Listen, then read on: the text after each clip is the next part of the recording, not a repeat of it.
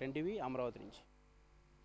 గుడిలో దొంగతనం జరిగిందంటే హుండీ మాయమైందనుకుంటాం, లేదా అమ్మవారి పట్టుచీరో స్వామివారి నగలో మాయమయ్యాయి అనుకుంటాం, లేదా దేవతామూర్తుల బంగారు వెండి విగ్రహాలు ఆభరణాలు ఎత్తుకు వెళ్లే వాళ్ళు దొంగలు. కానీ తూర్పుగోదావరి జిల్లా రామచంద్రాపురంలో మాత్రం ఏకంగా నందీశ్వరుణ్ణే మాయం చేయడం కలకలం సృష్టిస్తోంది. ఏకంగా గుడిలో నుంచి నంది విగ్రహాన్ని ఎత్తుకెళ్లడం రామచంద్రాపురంలో ఇప్పుడు సంచలనం కలిగిస్తోంది. 3 అడుగుల విగ్రహాన్ని ఈజీగానే తీసేయచ్చు అనుకుంటే పొరపాటే. ఎందుకంటే 3 అడుగుల వెడల్పు 3 అడుగుల పొడవు ఉన్న నంది విగ్రహం సుమారు టన్ను బరువు ఉంటుంది. ఆ విగ్రహాన్ని చాలా ఈజీగా దోచుకెళ్లారు దొంగలు. అయితే నంది విగ్రహాన్ని ఎవరు ఎందుకు చోరీ చేశారన్న విషయం మాత్రం ఎవరికి అంతుపట్టడం లేదు.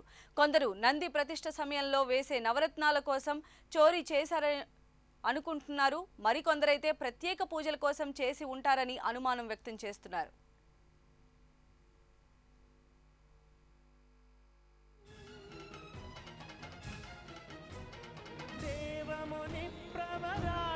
లింగం కామదహన కరుణాకరలింగం రావణ దర్ప వినాశకలింగం తత్ప్రణమా. రామచంద్రాపురంలోని అగస్తేశ్వరాలయం ముందు నందీశ్వరుడి విగ్రహం ఉంది. 200 ఏళ్ల నాడు ఆలయంలో నందిని ప్రతిష్ఠించారు. అర్ధరాత్రి 12 గంటల వరకు ఆలయం పరిసర ప్రాంతాల్లో జనం తిరుగుతూ ఉంటారు.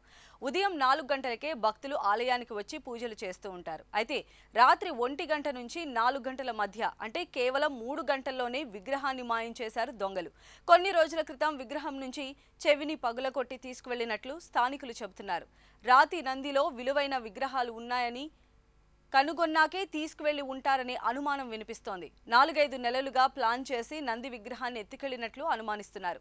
విగ్రహం పక్కన టైల్స్ పగిలి ఉండటాన్ని స్థానికులు గుర్తించారు. అయితే కొబ్బరికాయలు కొట్టడం వల్ల పగిలిపోయి ఉంటుందనుకున్నారు. కానీ చోరీ కోసమే టైల్స్ పగలకొట్టి ఉంటారని అనుమానిస్తున్నారు. సమాచారం తెలుసుకున్న రామచంద్రాపురం పోలీసులు ఘటనా స్థలాన్ని పరిశీలించారు. అయితే ఆలయంలో సీసీ కెమెరాలు లేకపోవడంతో దొంగల కదలికలు గుర్తుపట్టలేని పరిస్థితి ఏర్పడింది.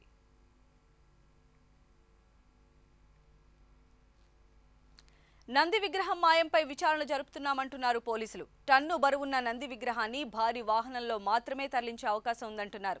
దీనిపై సీసీటీవీ ఫుటేజ్ ఆధారంగా దర్యాప్తు చేస్తున్నామని చెబుతున్న రామచంద్రాపురం సిఐతో మా ప్రతినిధి శంకర్ ఫేస్ టు ఫేస్.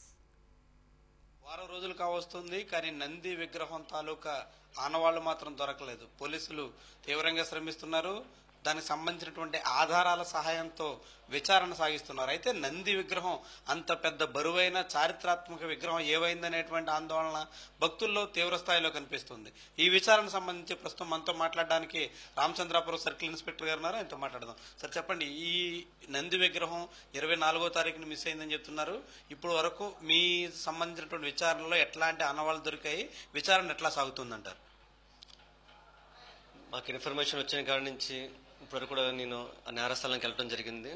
వెళ్ళి అక్కడ చూడగా ఏమనిపించిందంటే అది సుమారు 1 టన్ను బరువు ఉండిద్దండి. ఆ ఫోటోలు బట్టి కూడా చూశాను, 1 టన్ను బరువు ఉంటుంది.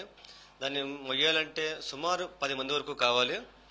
అది తీసుకెళ్ళటం కూడా ఏ 4 టన్ లాంటి వెహికల్స్లోనే తీసుకెళ్తా తప్ప మామూలు వేరే వెహికల్స్లోనే తీసుకెళ్ళటం లేదు. ఆ టైంలో అక్కడ ఉన్న కొన్ని సీసీ కెమెరాలు కొన్ని ఫుటేజ్లో సంపాదించడం జరిగింది. ఆ టైంలో ఏమేమి 4 టన్ను వెహికల్స్ ఆ సందులోకి వెళ్ళినాయి ఏంటని, అవి ఎక్కడవా అని కూడా విచారణ చెప్పారు. అది రాత్రి అవ్వడం వల్ల సీసీ ఫుటేజ్లో కొంచెం అంత క్లారిటీగా లేదు, ఆ నెంబర్లు కూడా లేవు. అయినా సరే నేను ఆ 4 టన్ వెహికల్స్ గల ఎక్కడెక్కడ ఓనర్లు ఎక్కడ ఉన్నాయి ఏంటి అని చెప్పి విచారించడం జరిగింది. వీళ్ళకి ఎవరో కొందరు వచ్చి సాధువులు లాంటి వాళ్ళు వచ్చి అక్కడ నంది విగ్రహాలు పగల కొడితే అప్పట్లో రాజులు అందులో రాళ్ళు, విలువైన రాళ్ళు, వజ్రాలు పెట్టేవారు. అవి చాలా విలువైనవి అని చెప్పడం. ఇది ఒక గ్యాంగ్గా బ్యాచ్గా తయారవటం, దీనికి అందరూ వాడు ఫైనాన్స్ ఇవ్వటం, వెహికల్స్ అన్ని ప్రొవైడ్ చేయడం. ఒకడు ఇలాగా విగ్రహాన్ని చూసేది ఒక గ్యాంగ్ ఉండేది. వాళ్ళు ముందు అర్కీ చేసుకుంటారు, అన్ని గుళ్ళు దేవాలయాలు తిరిగి ఏ నంది విగ్రహం ఎలా ఉందని చెప్పి ఎంక్వైరీ చేసుకుని తర్వాత ఫైనాన్స్ ఇచ్చి పెట్టి మనుషులను పెట్టి తీసుకునే వేరే గ్యాంగ్. అంతా కేవలం వాళ్ళ అపోహలే. కానీ అంతమంది పాత ముద్దాయిలందరూ కూడా విచారణలు ఏం చెప్పారంటే మేము వాళ్ళ పగలగొట్టే వాళ్ళు మొత్తం పగలగొట్టింది, అందులో ఏమీ లేదండి అని చెప్పారు. ఇప్పటికీ ఇతర ప్రాంతాలకు తరలించిపోయి ఉంటారు, చాలా దూర ప్రాంతాలకు కూడా తీసుకెళ్లి ఉంటారని కూడా కొందరు అనుమానిస్తున్నారు. అట్లా మీ అభిప్రాయంలో అట్లాంటి ఆలోచన ఏమైనా ఉందంటారు? అసలు మేము అప్పుడు దొరికిన మరుసటి రోజే మొత్తం అన్ని చెక్ పోస్టులకు కూడా మేము చెప్పడం జరిగింది. అక్కడ పోలీసులందరూ కూడా మా డిఎస్పీ గారు కానీ ఎస్పీ గారు ఆర్డర్ ప్రకారం కూడా మొత్తం త్రూఅవుట్ మన ఏపీలో ఎక్కడైతే చెక్ పోస్టులు ఉన్న ఎంత హైవేలో చెక్ పోస్టులు ఉన్న అన్ని చెక్ పోస్టులో కూడా ఇన్ఫర్మేషన్ పెట్టడం జరిగింది. మీ మెయిన్ ఏచర్ వెహికల్ గా అయి ఉండొచ్చు. ఆ నంది ఒక బరువు బట్టి, ఆ సైజుని బట్టి ఏచర్ వెహికల్ లేకపోతే టోటన్ వెహికల్ అయి ఉంటాయి అని ఉందని అటువంటి వెహికల్ అన్ని కూడా మాక్సిమం వెరిఫై చేసాం. ఇంకా బయటికి వెళ్ళదని ఆశిస్తున్నాను. ఎప్పటిలోగా ఈ విచారణ పూర్తవుతుందని మీరు అనుకుంటారు? ఎప్పటిలోగా ఈ సమాచారం, పూర్తి స్థాయి సమాచారం బయటకు రావచ్చని మీ అంచనాగా ఉంది? ఇక త్వరలో వచ్చేసింది. ఎందుకంటే వాళ్ళు ఈ పార్టీకి దాన్ని ఏం చేయాలని చెప్పి వాళ్ళు కూడా ఆలోచనలో ఉంటారు. ఇంకొక వారంలో ఈ కేసుని ఒక కొలిక్కి తీసుకొస్తామని చెప్పి తీసుకొస్తానంట. ఇది ఎస్ఐ శివగణేష్ గారు సిఐ శివగణేష్ గారు చెప్తున్నటువంటి విషయం. ఖచ్చితంగా విచారణ వారం రోజుల్లోగా కొలిక్కి రావచ్చని అంచనా వేస్తున్నారు. నేరస్తులకు సంబంధించినటువంటి వాహనాల ఆధారాలు దొరికాయి, సీసీ ఫుటేజ్ అందుబాటులో ఉంది. ప్రజల్లో ఎటువంటి అపోహలు వద్దు, పూర్తి స్థాయి సమాచారం ఆధారంగా పాత నేరస్తులను కూడా విచారిస్తున్నాం కాబట్టి సమగ్రమైనటువంటి దర్యాప్తు సాగుతుంది. ఖచ్చితంగా నేరస్తులు పట్టుకుని తీరుతామంటూ సిఐ ధీమా వ్యక్తం చేస్తున్నారు. వీడియో జర్నలిస్ట్ చైతన్యతో శంకర్ ఫర్ 10 టీవీ.